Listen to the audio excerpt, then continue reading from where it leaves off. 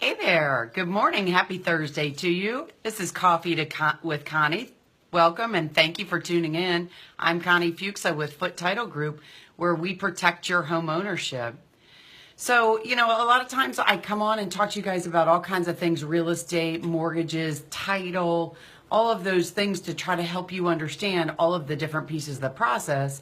And I like to have people tune in and ask questions or reach out to me and ask questions because it helps me understand some things that maybe you have questions about that I'm not thinking about. So something that's come up a lot recently in our office is this question about when you're selling a home, some things that need to happen. And I talk about the buyer's side of it a lot because the buyer's things that they have to deal with are a lot more involved. There's a lot more steps that have to happen with the buyer's side of the transaction. So with the seller side, there's not quite as many things that need to be done, but there are things that need to be addressed. And so I figured that was something that maybe we would talk about today, some of those pieces. So if you're tuning in, if you're looking at watching the video, either live or on the replay, check in and say, hey, let me know that you're on. Hey there, Angela, how are you this morning? Good to see you. Thanks so much for tuning in. So today we're talking about sellers. When you're selling your house, what do you have to do? What happens? So I'm talking about this because, if you're working with a real estate professional that has a good experience and good customer service, then some of these things are going to be addressed. But I wanted to bring it to you from a different perspective because this is a piece a lot of people don't understand, and they rely on the realtor to handle a lot of things that maybe the realtor doesn't even know are happening. So this is why I wanted to talk to you guys this morning. So you're selling your house, you have put it on the market, and you have a real estate agent that you're working with that's doing a great job. Someone has come in and made an offer on the house. You guys have a ratified contract. And then what? What do you do next? So, hey there, Pandora. How are you this morning? Hey, Phil. So you have a contract and now you're all ready to go. Oh my gosh, so exciting that you have somebody who's going to buy the house. So your real estate agent is going to ask you for information that only you know, so they can do what's called a net sheet for you. Different real estate agents call it different things, but basically it's the page that they work up all of the numbers and say, roughly, this is about how much money you're going to be able to walk away from the closing with based on this contract, sales price, and the terms of the contract that the buyer has asked for and that you've agreed to. So it talks about closing costs that you've agreed to pay or not agreed to pay. It talks about mortgages that you may have against the property. It talks about other bills that you would be responsible for paying based on what's in the contract. So one of the things I wanted to talk about today that your real estate professional has no way of knowing about unless you share with them is who you owe for your home. And when I say that, the things I want you to think about are some things that there's no way anyone else will know until a title search is done. And so when you're relying on your real estate professional to tell you what you think you're going to walk away from the closing with based on what contract you accept, you have to make sure they know all of those pieces. So this has come to light quite a few times recently, and this is why I really wanted to talk about this. So when the housing economy was changing 8 or 9 years ago, a lot of people got into situations where they had a mortgage on their property that they owed more than the property was worth because the real estate market was declining. And so because of that, there was some federal programs that became available that you could actually borrow money to bring your loan back current because people got behind in making their mortgage payments because they lost their job or some downsizing, maybe they took a pay cut, those kind of things, because overall the economy was in a tough situation. And so unfortunately, a lot of people got into situations where they were having trouble making their mortgage payments and they weren't able to refinance their mortgage because they owed more than the house was worth. And so then some of these programs came up, were approved through the federal government that could assist you to bring your loans current so that you wouldn't have have to foreclose on your house. You could actually stay in your house without having a problem. And the requirements varied on what had to happen with that loan when you paid it off, when you sold your house, when things changed in your life and things got turned around. So here's a couple of different things we've been seeing.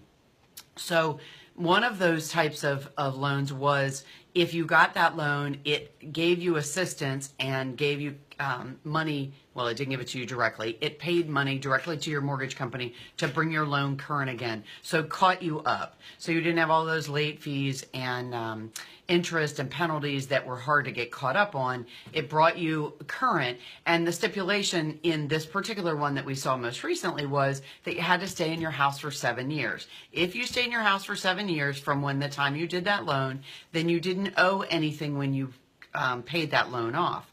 But if you sold the house before the 7 years, then you had some percentage that was a calculation that had to be paid off, and maybe all of it depending on the loan.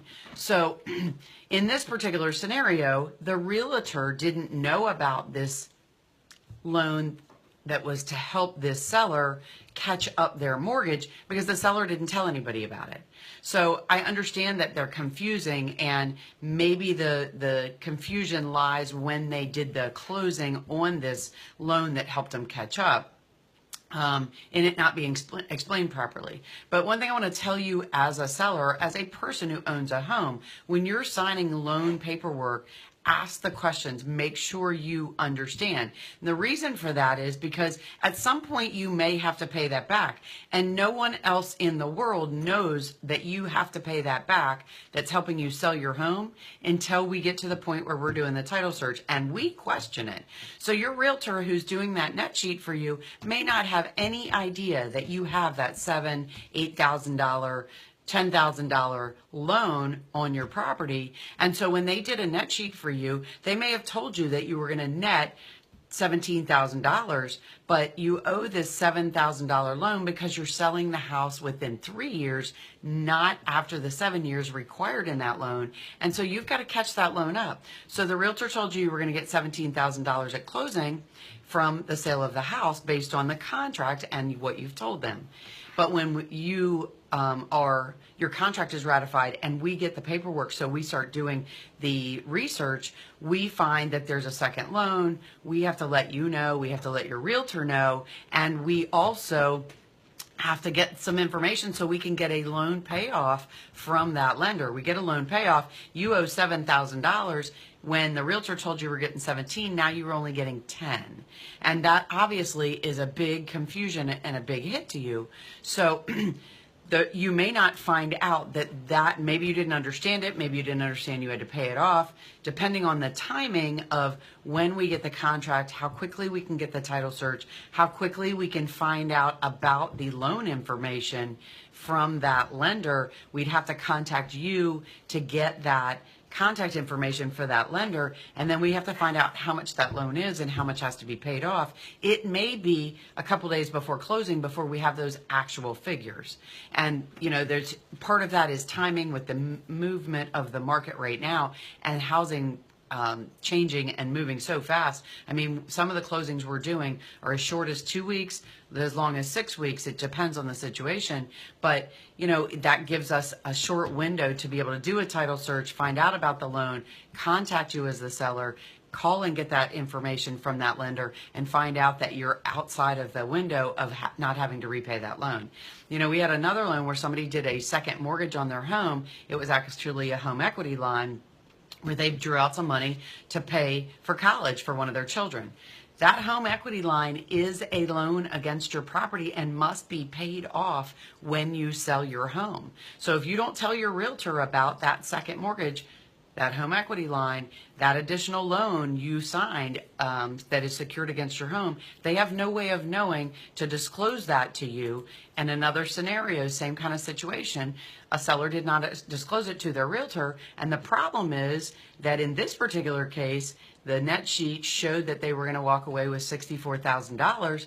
They had a $40,000 home equity line the realtor didn't know about. We do the title search, we find out about it, we contact the seller and say, hey, you've got to pay this off. We need some contact information for that lender. And now we have a $40,000 loan.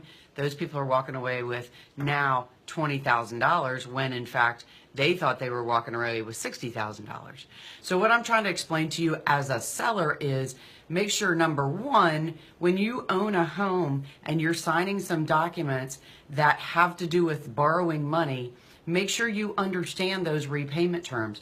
When's it due? How much is going to be due? And who is it due to? Because unfortunately in the process and the timing of things, there's not always a whole lot of time to prepare you for what may be some confusion from the beginning. Because if you don't understand that you have that loan, you don't tell your real estate agent about it, and they're working up figures for you, they have no way of knowing that that's part of what's going to come out of your net. So it's going to be a little confusing for you, certainly for them. And it's some running around we're going to have to do at the last minute to try to get that loan payoff information so we can actually get you closed and get that house sold. If we don't pay that loan off, that closing cannot happen because we are insuring the buyer and their new mortgage company that no one else has an ownership interest in that property, and you have a mortgage on that property that's secured by that property that would affect the new home buyer's home ownership and their lender's ownership interest in that property as well. So if you borrowed money from somebody and you think it might have something to do with your home, you need to investigate it. Call, ask questions, let us help you. We can do some research, get some of that in advance. Say it to your realtor in advance. Hey, I have this loan. I'm not sure if it affects my property. You know, make sure that everybody involved knows what you know. That way no one has any surprises when it's time to go to closing. Hopefully I helped you a little bit today. Hey there, Joe. How are you? Hey, Jerry. How are you? Thank you guys so much for tuning in. If you do me a huge favor, if we're talking about something that you think is beneficial or that somebody you know might be interested in it, just click that share button in the bottom left. It would help me a lot because I try to share information that I hope is helpful, and just maybe the whole conversation we're talking about isn't beneficial, but maybe something about it may spur a question for somebody else. So hopefully we can help someone answer a question that maybe they didn't understand. The information we're talking about is not state specific. We do closings in Maryland and Virginia, but this information that we're talking about today is something that is true across the United States. So there may be somebody that you know that's buying a house in selling a house in California or Florida or Tennessee, and maybe they're dealing with this and maybe they don't understand this kind of situation, or this could help them not run into a problem right before they go to closing. So hopefully I helped you a little bit today. I'm Connie Fuksa with Foote Title Group, where we protect your home ownership, and I look forward to talking to you several times a week. If you have questions, let me know. Also, go on our website. There's lots of resources on there. We just launched our newest resource, which is 6 moving tips that don't include the boxes that are on it's on our website under the buyers tab under resources. It is also on all of our social media. There's been emails going out. All you have to do is register and you can download that information. Really good tips on there to help you out. So hopefully you guys are having a great day. I look forward to talking to you several times a week. And if you have a question, let me know. Please hit the share button. Have a great day, everybody. I'm Connie Fuksa with Foote Title Group, where we protect your home ownership. Talk to you soon. Bye-bye.